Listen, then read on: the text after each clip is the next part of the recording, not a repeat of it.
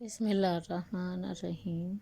حضرت عمر بن عبدالعزیز رحمۃ اللہ علیہ کے زمانۂ خلافت میں جب مسلمانوں نے سمرقند فتح کر لیا اور مسلمان وہاں بس گئے اور اپنے گھر بنا لیے اور ایک عرصہ گزر گیا تو سمرقند والوں کو معلوم ہوا کہ مسلمانوں نے اپنے نبی صلی اللہ علیہ وسلم کی سنت کے خلاف ہمارے ملک کو فتح کر لیا ہے،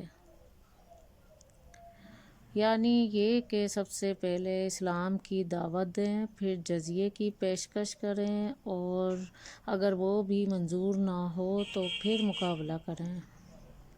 لہٰذا انہوں نے حضرت عمر بن عبدالعزیز رضی اللہ تعالیٰ عنہ کی خدمت میں چند لوگوں کو روانہ کیا اور انہیں یہ بتایا کہ آپ کی فوج نے اپنے نبی صلی اللہ علیہ وسلم کی سنت پر عمل کیے بغیر سمرقند کو فتح کر لیا ہے۔ حضرت عمر بن عبدالعزیز رحمۃ اللہ علیہ نے سمرقند کے قاضی کو حکم دیا کہ عدالت قائم کرو، پھر اگر یہ بات صحیح ثابت ہو جائے تو مسلمان فوجوں کو حکم دیں کہ سمرقند چھوڑ کر باہر کھڑی ہو جائیں، پھر اس سنت پر عمل کریں۔ چنانچہ قاضی نے ایسا ہی کیا۔ وہ بات صحیح ثابت ہوئی تو مسلمانوں نے سمرقند خالی کر دیا اور شہر سے باہر جا کر کھڑے ہو گئے۔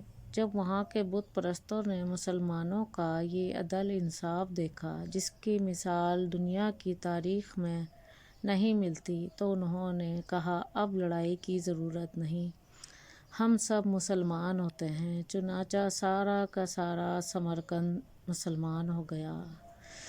سبحان اللہ۔ ویڈیو اچھی لگی ہو تو لائک کریں، سبسکرائب کریں۔ شکریہ۔ اللہ حافظ۔